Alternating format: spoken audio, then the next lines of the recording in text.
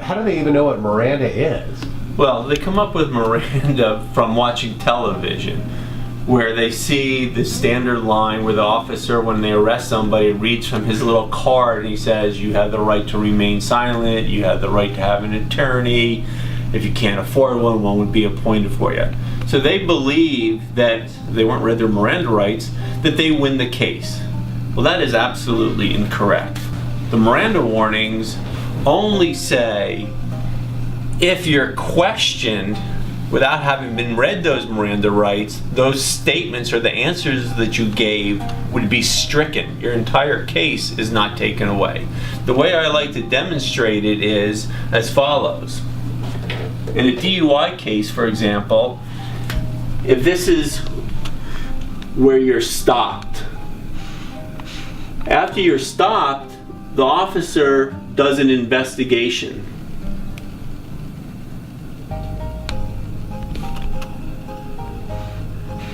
And at the end of the investigation, he then places you under arrest. Now, if the officer wants to question you after the arrest, he must give you your Miranda warnings at this time. Now, what the real reality of the situation is that you were probably under arrest back here. The officer just doesn't tell you that you're under arrest so that he can continue his investigation. So the way to solve this problem in the future is, as soon as you're stopped, you should ask the officer, am I under arrest? And if you are, then he'll have to read your Miranda rights. And once he reads you your Miranda rights, hopefully you'll have the common sense to say, I don't want to say anything. If he says you're not under arrest, you have no duty to cooperate in the investigation, and you should also not say anything.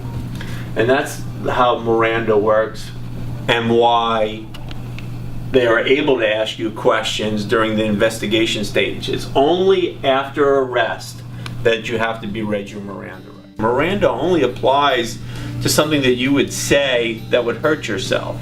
For example, if you were under arrest and he didn't give you your Miranda rights, so let's go back. You got pulled over for the tag, he smells alcohol, he goes to arrest you.